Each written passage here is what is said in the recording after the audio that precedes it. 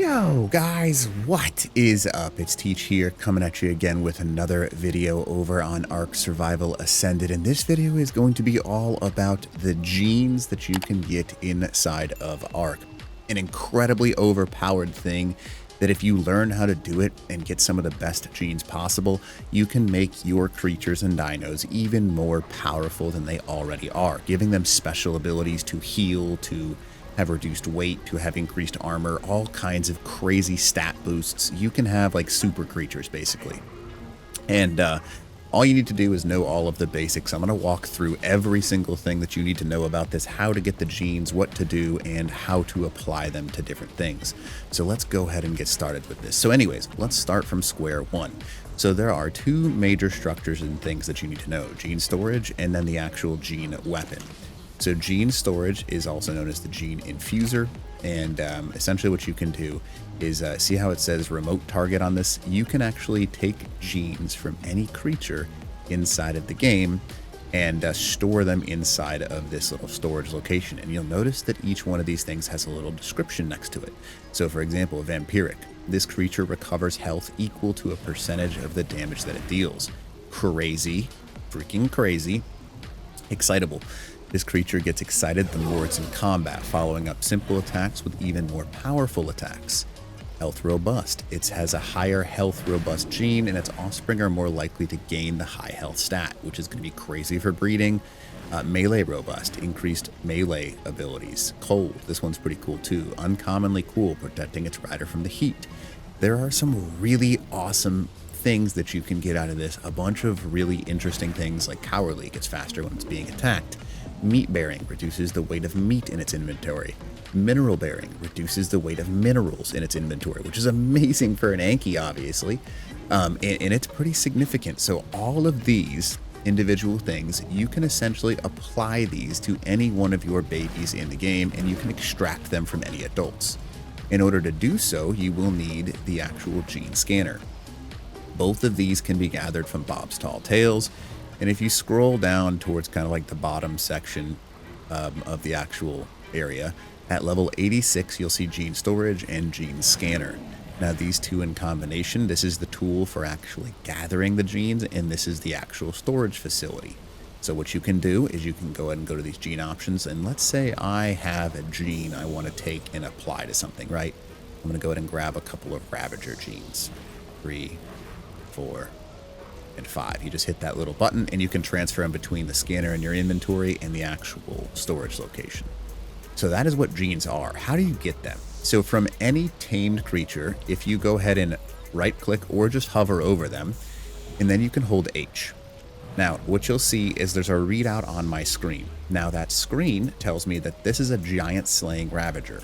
Outgoing damage against creatures with drag weight higher than 200 or lower is decreased by 7.5, and outgoing damage against creatures with drag weight 500 or higher is increased by 2.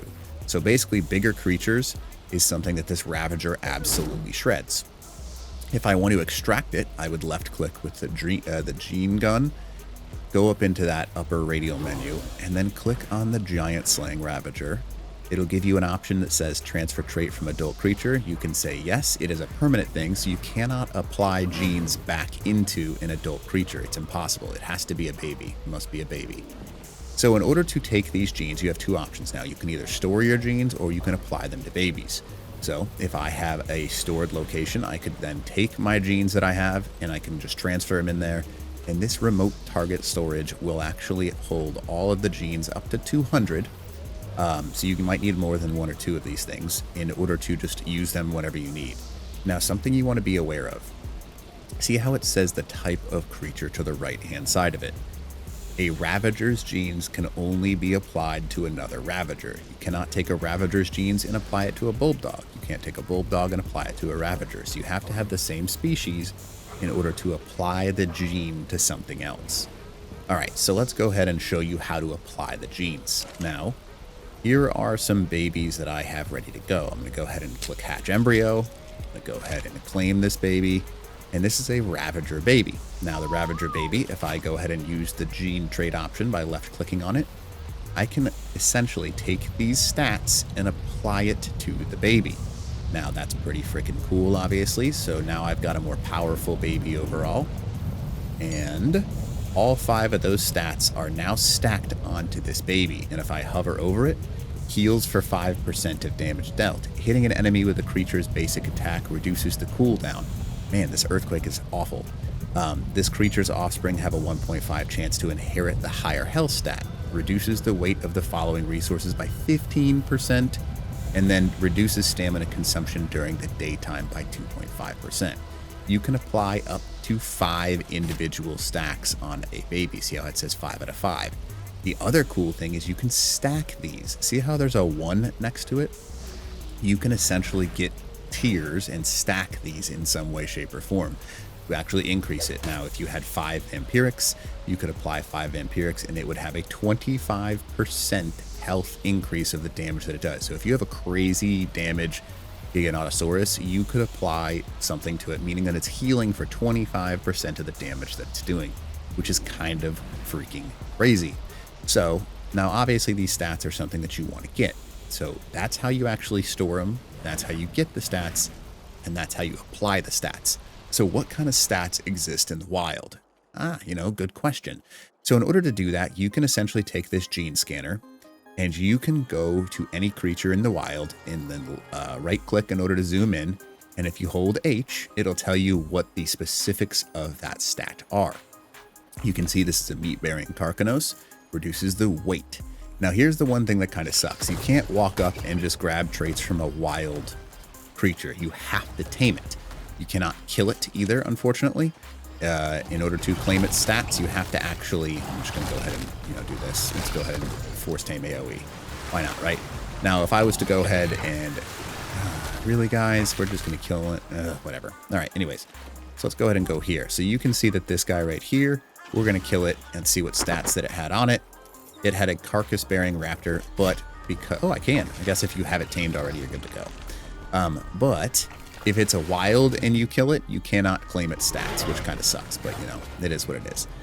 So what do you need to do? You need to look for stats for specific creatures that you want. So this is a quick hitting Paraceratherium. Attack speed increased by 2.5%. Damage of basic attacks by reduced by 5%. So it'll attack faster, but do less damage. Now let's go over here. This right here, stamina robust, 1.5% chance to inherit the higher stamina stat of its parents. All right, so let me sum it up for you with all the different types of genes that you can get. So there's basically, if you want to think of it, like 4 different categories. There are stat boosting genes, and those stat boosting genes are things that increase the actual stats themselves. There are, like, I guess we're going to call them exotic or special ones. And that is something that actually gives it a special ability, whether that's like vampiric or cold or warm or frenetic, which means it drains torpor. There's a lot of different things that you can get. Those are like custom ones, right? So you've got the increased stats, you've got the actual special ones that give you special abilities and things along those lines. There are also, like, I wouldn't call them specials, but like uniques, right? So the uniques are things like Kingslayer. Kingslayer is something that you can get, like you saw me show up earlier, and that Kingslayer basically lets you destroy higher drag weight things, so larger creatures much easier, but it makes smaller creatures much more difficult to kill. And then there's another set, and this is a breeding set. So there's Health Frail, Health Rich, and Health Mutable. So this Health Frail, you can see that this one, the creature's offspring is less likely to inherit the higher health stat of its parents by 1.5%. Doesn't seem like much, but that makes a big difference in the grand scheme of things. I don't think these guys have any stats. Yeah, cannot have traits. But you can see Melee Frail, Fast Learner. Fast Learner basically lets it gain experience quicker. This is Oxygen Frail. There are all kinds of different stats. I've counted about 30 right now that I've found, and there's more. There's quite a few. You can see Aggressive Stego. Whenever this creature deals damage to a non-allied target, it gains a 2.5 movement speed buff for 5 seconds, refreshing on subsequent hits. So basically, I'm able to buff the stats of it. It is really, really, really strong. And if you can get, it doesn't matter the level, by the way. That's one thing I think people are going to misunderstand. You can run around and tame a level 5 and extract the gene from it and then just get rid of it right away. Because it's going to be really useful to have a bunch of these specific stats, you're going to have people going around actually looking for this. Here's a perfect example: mutatable or mutable melee. This creature's offspring has a 1% chance higher to mutate, and its mutations have an extra chance to apply to its melee damage stat. So that's huge. Basically, you got an extra chance to apply to melee, and you have a higher chance to mutate. So you can stack 5 of those, get a 5% increased chance, and get double, whatever double times 10 is, stacked probability or extra chance to give a melee damage mutation. So if you can get a 5 of these and then have like a melee thing like a Giganotosaurus and have 5x of those on it, you have an increased chance at getting a mutated melee stat at a much higher rate. Reduces stamina consumption during the day. That might be useful for, I mean, an Ankylosaurus or a flyer or anything along those lines. Desert bearing. This is a really interesting. Reduces the weight of the following resources by 15%. Silk, salt, sand, cactus sap, and sulfur. So it's not just meant for aberration. It is literally meant for all of the maps. There's a cave bearing one as well for aberration. And I'm sure there will be adjusted and added ones as we go. But just like these stats are super cool, getting all these buffs and stuff like that. They apply to any creature. It is for people that are like, oh, this is broken, blah, blah, blah. Yeah, it is a little bit unfair for people that don't have Bob's Tall Tales. But the ability to extract genes is such a cool thing, and it just adds more and more to the actual game of Ark, and it complexes the meta, which I'm a huge fan of. So the better stats that you can pull from creatures, the better off you are. Now, every single statistic can be applied to every single creature. So it's not like there's only certain special ones that exist, at least that I'm aware of. You can get all of these individual buffs for all of these individual creatures. So you could even get some for Arthropleura. Arthropleura, obviously, you can see warm. All right. Let's see if I can find any of the special ones. Are there pyromanes on this map? I didn't realize there are pyromanes on this map. Okay. There are pyromanes on this map. That's interesting.